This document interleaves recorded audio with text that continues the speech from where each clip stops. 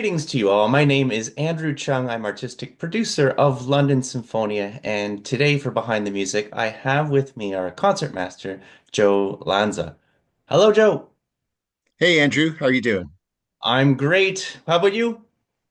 I'm okay. I'm really excited about this program we're going to talk about today. Me too. So, in case there's any doubt, it is called Joe Lanza's Baroque Favorites, and and that's why you're the guest of honor today on Behind the Music. So, Joe, it is quite possible that there is no other concertmaster of a symphony orchestra in Canada who has dedicated as much of his career to the deep understanding of Baroque music as yourself.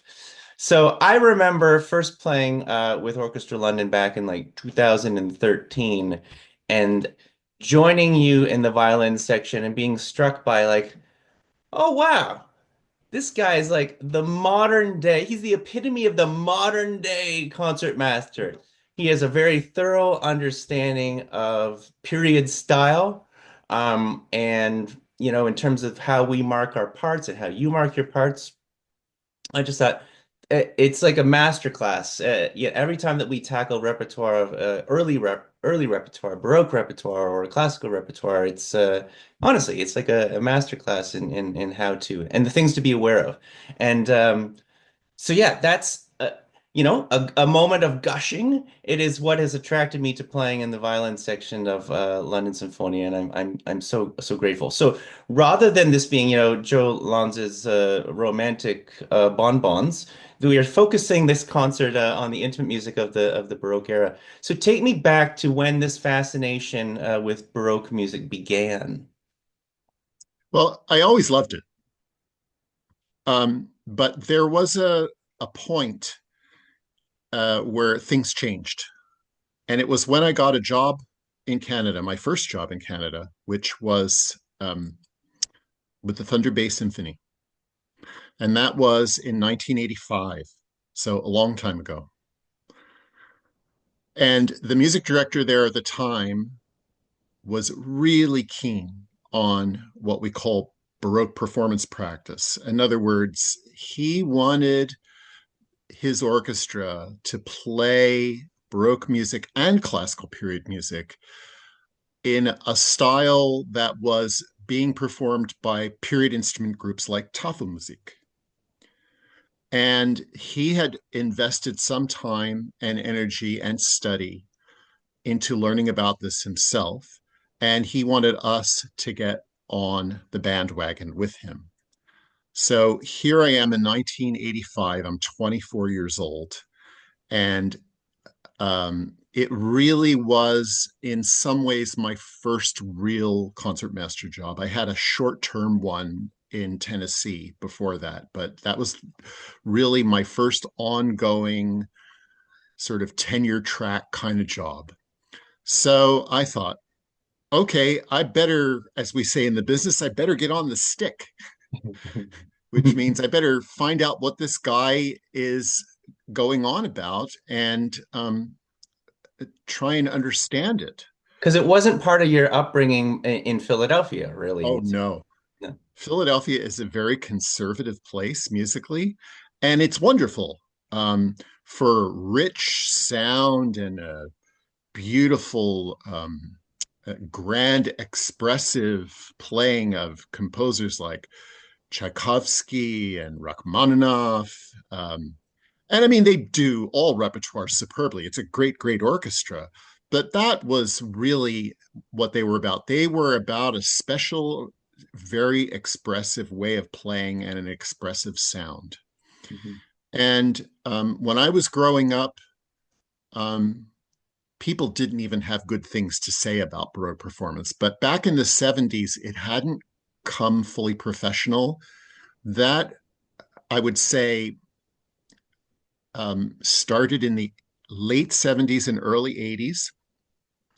So by the time of the mid 80s, when I was in Thunder Bay, there had already started to appear a good number of recordings. And what happened was, so we had a performance of Messiah, or we had the Bach St. Matthew Passion, or a Mozart Symphony. And I started to listen to these recordings, and I thought, I really like this.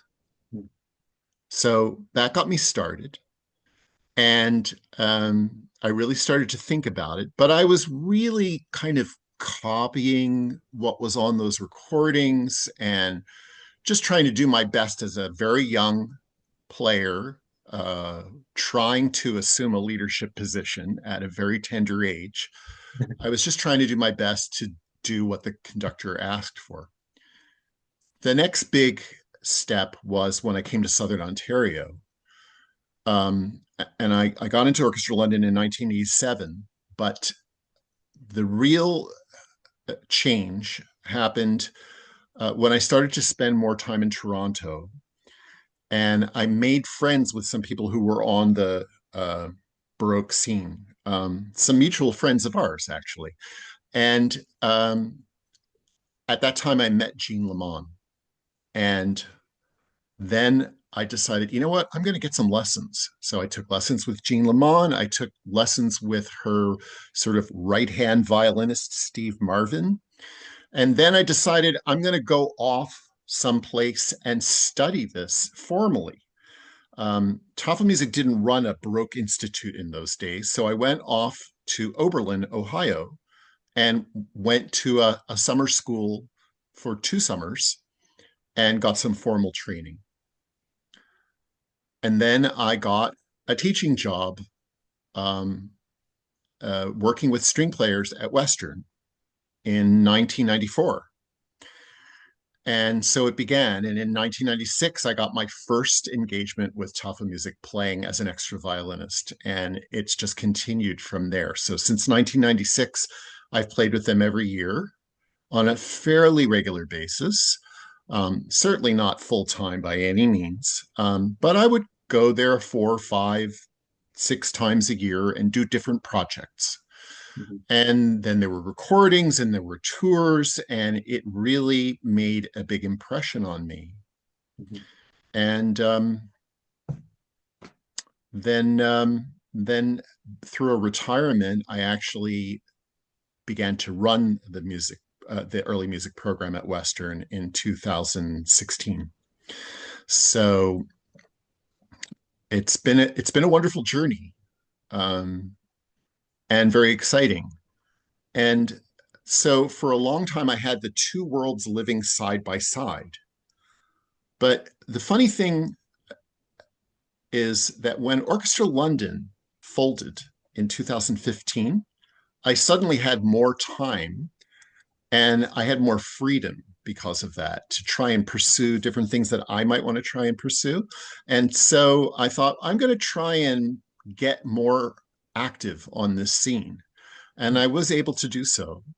Um, and since 2015, I've really, um, it's become like a, a more serious passion because I had the time, because unfortunately, I was doing all kinds of different things, trying to eke out a living, like all of us went through in those days. But it opened, one door closed, another door opened.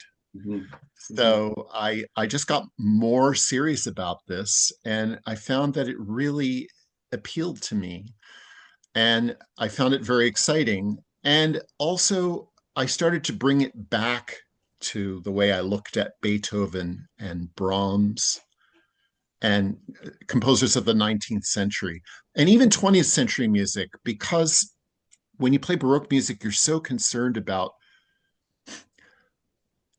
individual aspects of sound, how you start a note, how you do the middle of a note, how you do the end of a note. Mhm. And how to play with no vibrato, how to play with very little vibrato, Mhm. how to use vibrato in different ways than we ever were taught as modern string players. Mhm. And I found that it increased my imagination and ideas about everything in music. Which just makes it So more fun.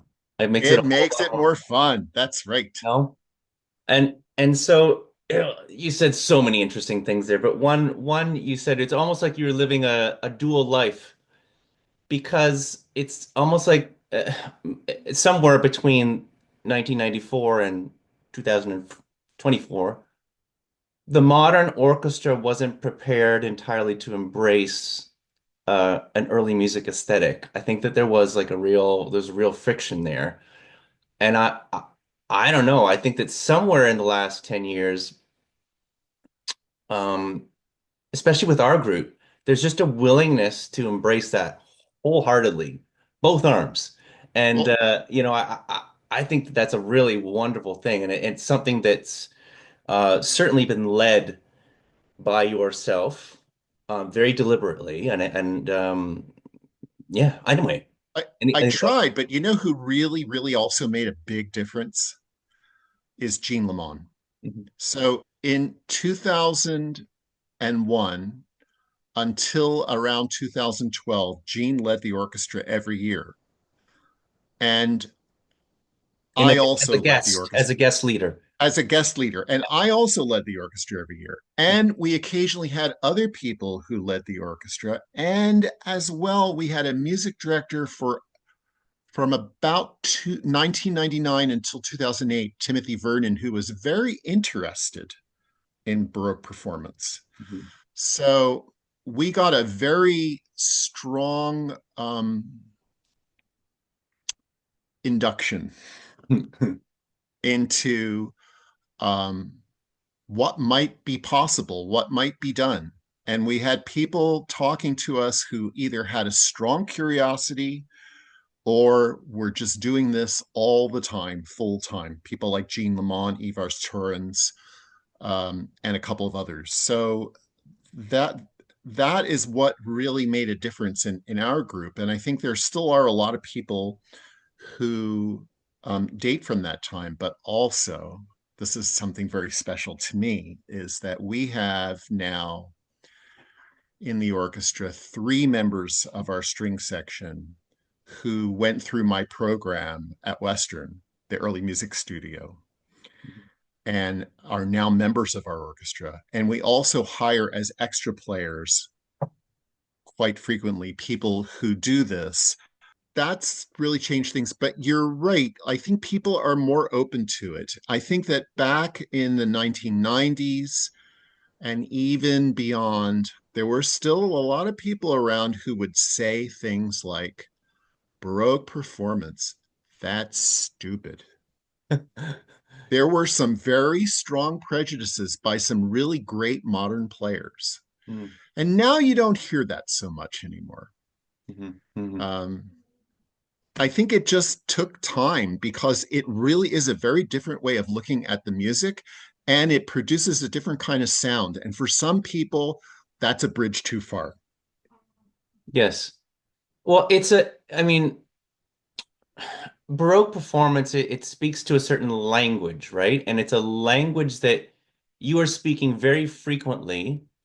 There's only so much that you can get down on the page. There's a lot that gets internalized as a string player, in the bow. And I mean, there's so many aspects of Baroque playing, but I mean, if we just for our viewers at home, a little bow moment. I mean, we've been meaning to do, the 8 episodes of Joe's Bows, and we haven't yet. But if we do like just a little snippet, can you show me the tip, focusing on the tip of your modern day Okay. kind of Oh, bow. well, here's an early one. Start I'm early. going to show you Okay. the early ones first. Sorry, I grabbed that one first. So Joe's they Bows. call that You're they the call that a swan head, yeah. and I think you can see why. Now, this bow, I don't know if you guys can see that at home or in the audience, but it's not very long. And I'll show you the difference. So this bow is a model that came out around 1690, 1700. And bows were like cars in those days. They just kept changing the models. Maybe not every 4 years, but something like every 10 or 20 years. So now you're not going to be able to see this too well, but here's the difference in length. The end that you can't see, they're both in the same place. But the little one, 1700, the longer one, 1740. So they've added a lot of length and weight. Now, Here is a big change. It's almost like somebody invented the hybrid or the electric car here.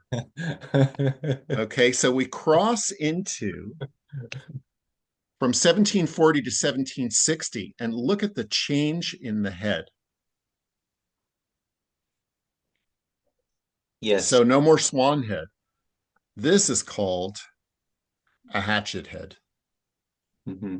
And it's not exactly the same as the modern bows that we normally use, but it is much more like one. It is lighter than a modern bow. It's a little shorter than a modern bow. And it's really magical for playing Mozart.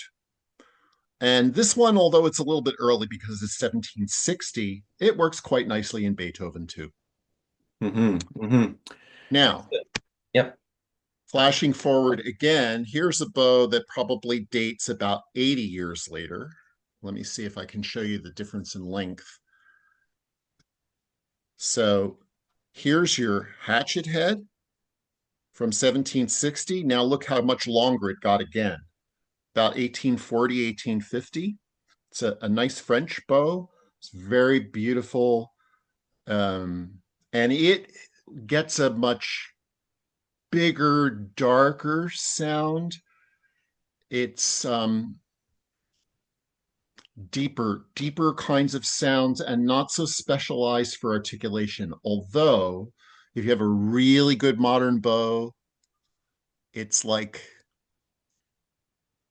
I like to think of it as like the bow remembers its roots. So a really good one remembers, Mm-hmm. and you can do amazing articulation and still get a lot of the feel that you would on a Baroque bow.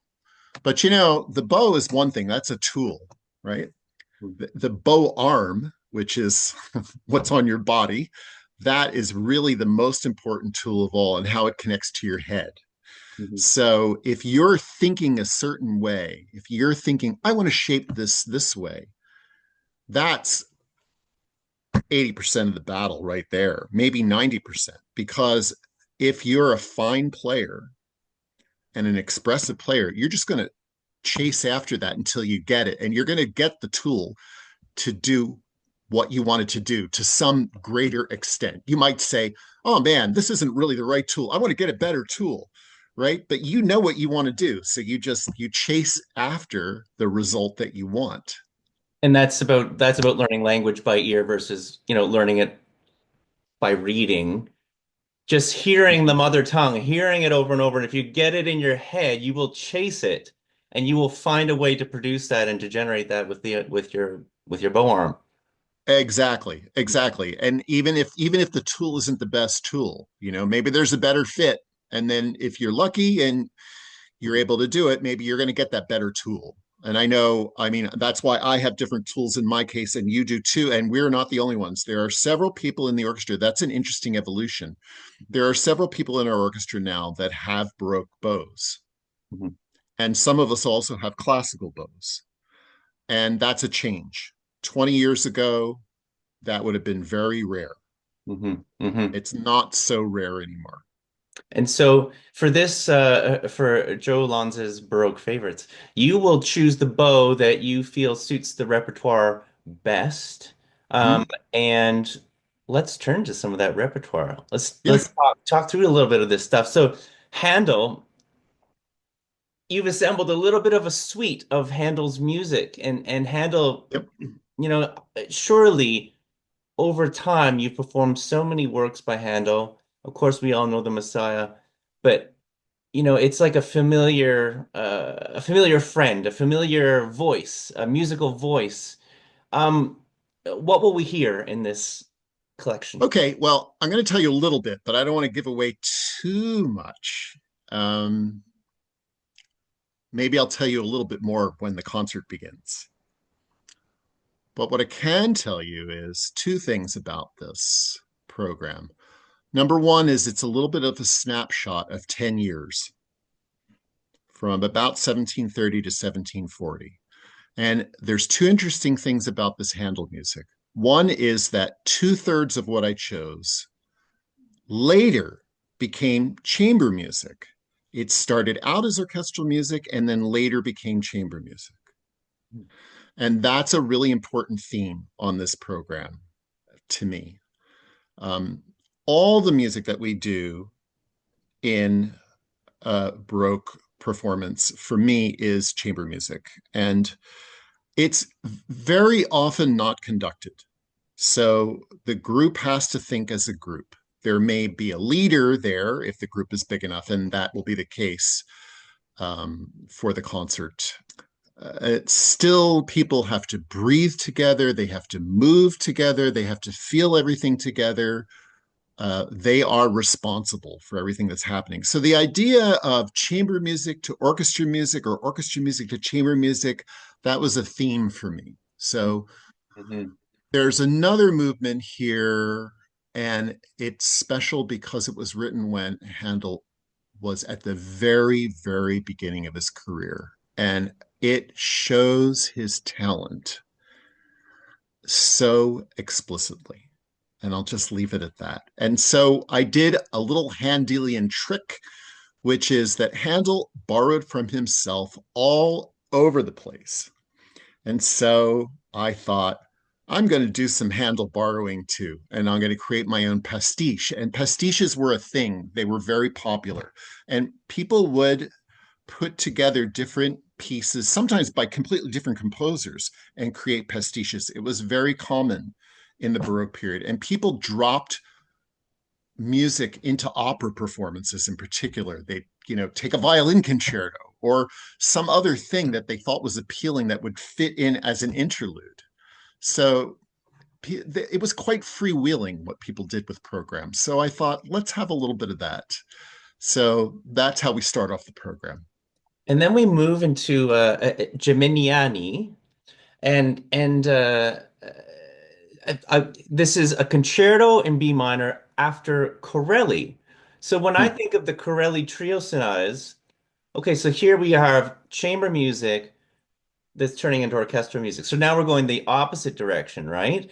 And when I think Mm-hmm. of Corelli's music, I think, oh my gosh, this is just so perfect. You listen to these trio sonatas, and there's two treble voices, and you got a bass part, and it's so simple and it's so perfect. So what does Geminiani, I can barely pronounce this, That's perfect. That's perfectly right. yes.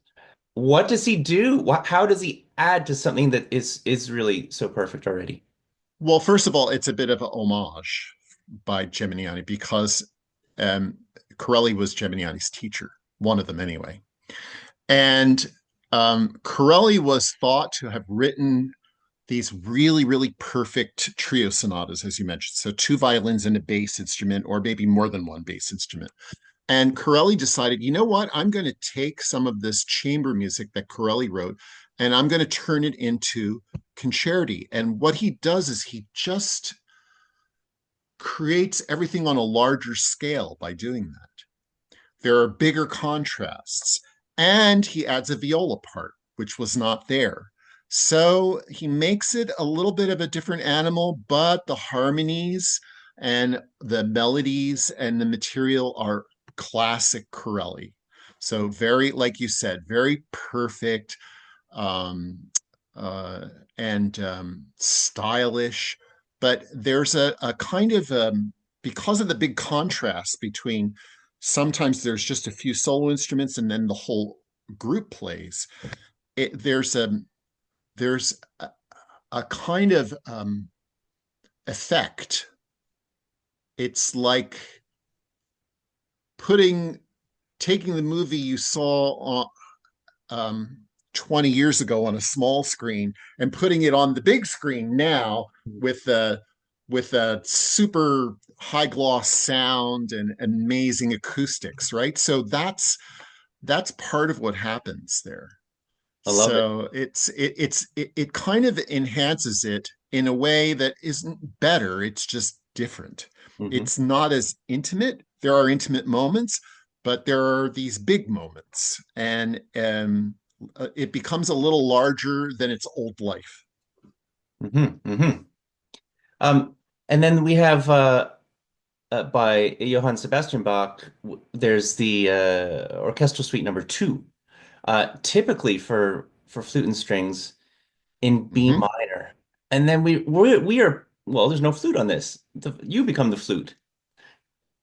Well, the story here is that there is ample evidence, um, and I say this with the greatest respect for all my flute playing colleagues, there is ample evidence that it was written not for flute and not in B minor, but that Bach changed it.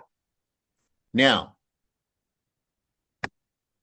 still, it became um, something that flute players own. Hmm. So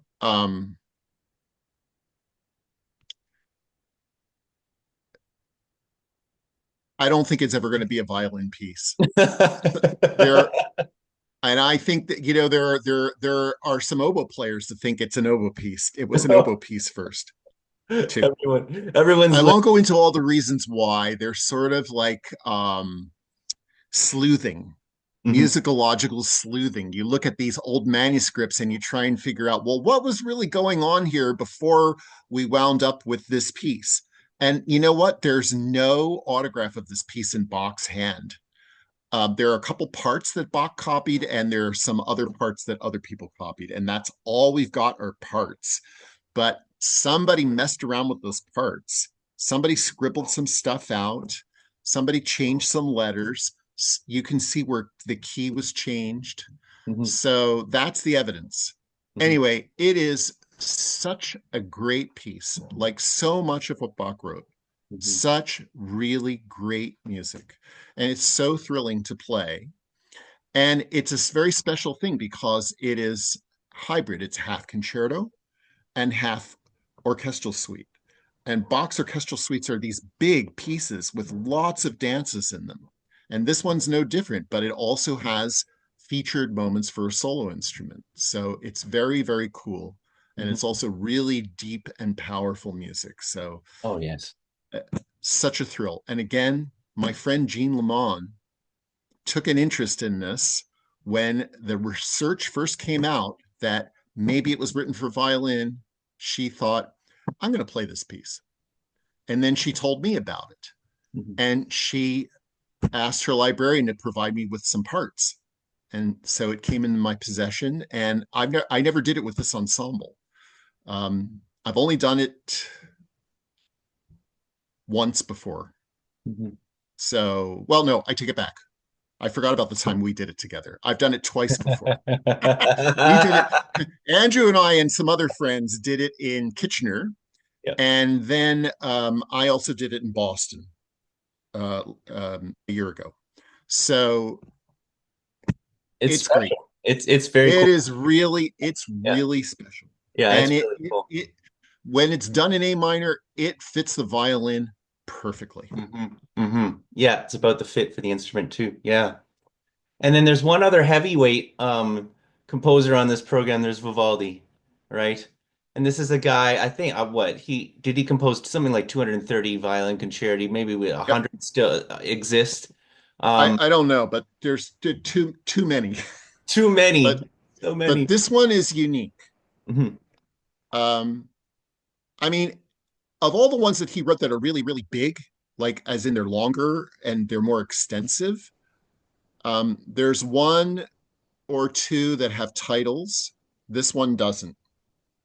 And I just fell upon it Titles at as one, in like like Il Grosso Mogul, like yes, yes. the Big Mogul, right? There's a concerto called The Big Mogul. I don't know. I don't really know the history of that piece, but it sets your imagination going. This one doesn't have a title, but Mhm, it's really big. And what I can tell you about it is so evocative. mhm. I just fell in love with it from the beginning. This is the this is going to be the only piece, except maybe something like Meditation from Thais. It's the only solo piece that I've done with this ensemble. This will be the third time. It's because I love it so much. I can't play this piece enough. It just is so great. It has a big orchestral part in it, and it has this really just remarkable violin part. Mhm. Vivaldi wrote it when he was in Bohemia on tour. And it was the best period in his life. He was really prospering in the early 1730s. Things were going really well. And it's got things in it that are singularly different from anything I've ever seen in a Vivaldi concerto before. Not that I know them all. I probably only know a sliver, but the ones I do know, this one is unique. Mhm. So um, that's one of the reasons why I'm excited to do it and present It it. made the cut. It made the cut. Yeah. Definitely, totally. Oh, Joe, this is great. We've run out of time. People will have to learn about the Charles Avison piece in the concert. Yep. And that is okay. That is okay. But thank you for joining me today, for assembling this program of absolute Baroque gems. Really looking forward to performing this with you and seeing you in all your Baroque joy, enjoying this music. Thanks so much. So this is Joe Lanza's Baroque Favorites on January 18th, live at Metropolitan United Church. Thank you, Joe. Thanks so much, Andrew.